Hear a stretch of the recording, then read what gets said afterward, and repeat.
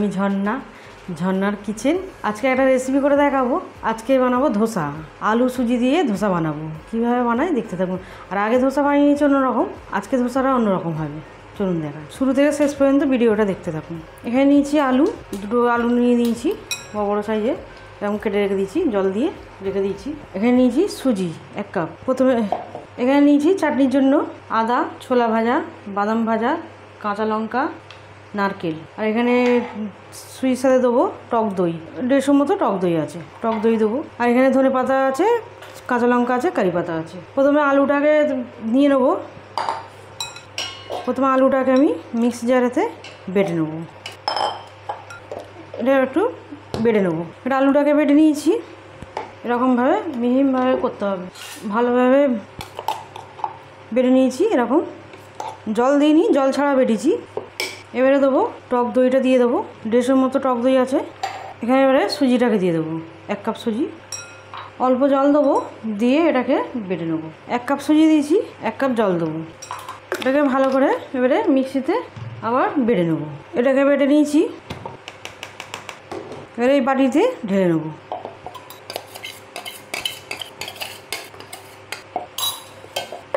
এবারে এতে নুন দেবো, পরিমাণ মতো নুন, ভালো করে মিশিয়ে নেবো। আর জল দিতে লাগবে না, 1 কাপ জল দিয়েছি, এতে হয়ে গেছে।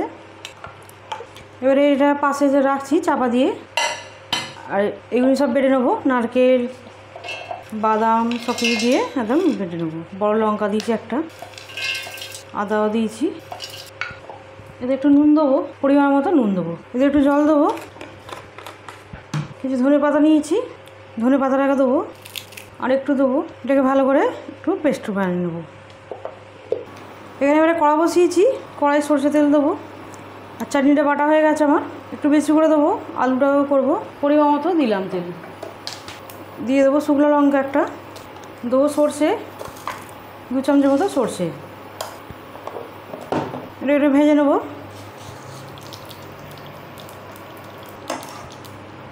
এই কারি পাতা নিয়েছি, কারি পাতাটাকে দিয়ে দেবো, আর একটু দেবো।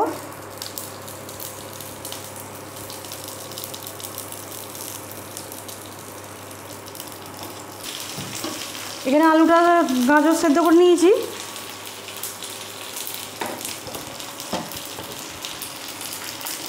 গাজর আলু সেদ্ধ করেছি।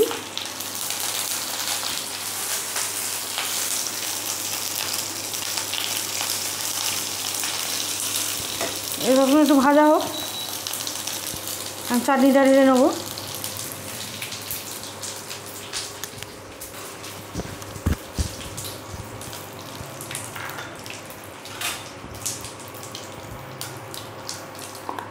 চাটনিটা বাটিতে নিয়ে নেব। এবার এখানে ভাজা হয়ে গেছে, এর চাটনিতে দিয়ে দেবো। এর চাটনিতে এটা দিয়ে দিয়েছি। এবারে কিছুটা এতে আছে, এতে আলু দেবো। প্রথমে একটু লঙ্কা দেবো, ছোটো ছোটো করে কেটে নেবো লঙ্কাটা। লঙ্কাটা ঝাল আছে, একটা বড় সাইজের লঙ্কা দিয়েছি। লঙ্কাটাও ভেজে নেবো।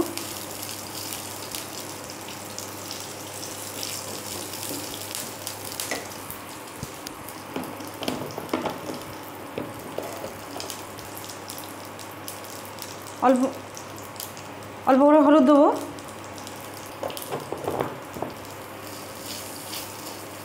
একটু ভেজে নেবো।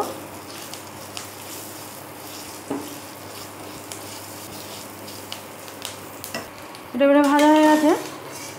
এবারে আলুগুনি দিয়ে দেবো, নুন দিয়ে সেদ্ধ করেছি কুকারে।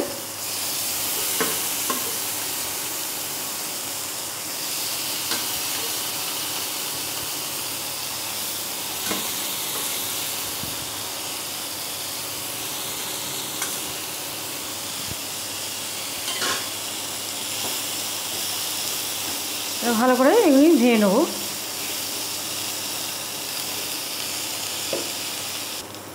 এবারে এটা নিয়েছি, এরকমভাবে আলুটাকে ভেঙে দেবো, আলু আর গাজর ভালোভাবে একটু ম্যাশ করে দেবো।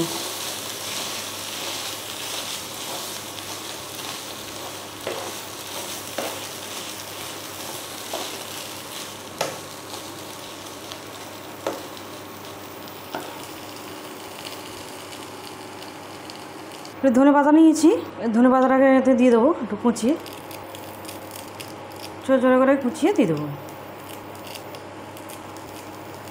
ভালো করে ধনে পাতাটা দিয়েছি, মিশিয়ে নেবো।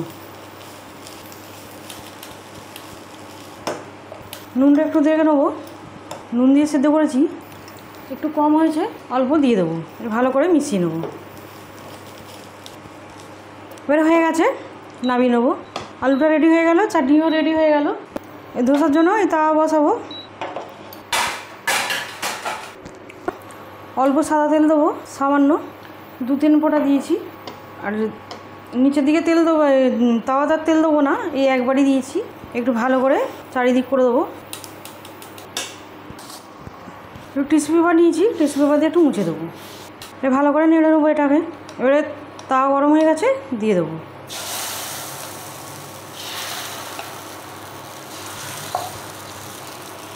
যতটা পাতলা হবে এটা করতে হবে।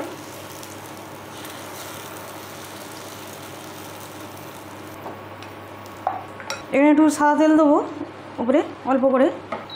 এবার এখানে একটু হয়ে গেছে, এবারে আলুটা দেবো, একটু পেঁয়াজ কেটে দেবো। পেঁয়াজটা দিলে খেতে ভালো লাগে। আর আগে আমি ধোসা বানিয়ে দেখিয়েছি, ডাল ফাল দিয়ে, চাল দিয়ে। আর এই ধোসাটা একটু আলাদা, এটা অবশ্যই বানিয়ে খাবেন, খেতে খুবই ভালো লাগে। এটা আলু সুজি দিয়ে। এটা ভাঁজ করে নেবো।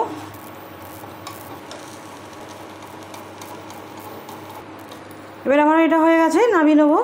এবার আবার দিয়ে দেবো, অল্প তেল দিয়ে দেবো, খুন্তি দিয়ে তেলটাকে চারিদিক করে দেবো। আবার একটা হয়ে গেছে, আলু দিয়ে দেবো পেঁয়াজ। এবারে হয়ে গেছে আমার, বন্ধ করে দিলাম। আলু সুজির ধোসা একদম রেডি। আর এই ধোসাটা একটু নরমই হয়, আলু দেওয়া আছে বলে, খেতে খুব ভালো হয়। আমার একদম রেডি ধোসা। আমার রেসিপি যদি ভালো লাগে বন্ধুদের সাথে শেয়ার করবে, লাইক করবে আর সাবস্ক্রাইব করবে।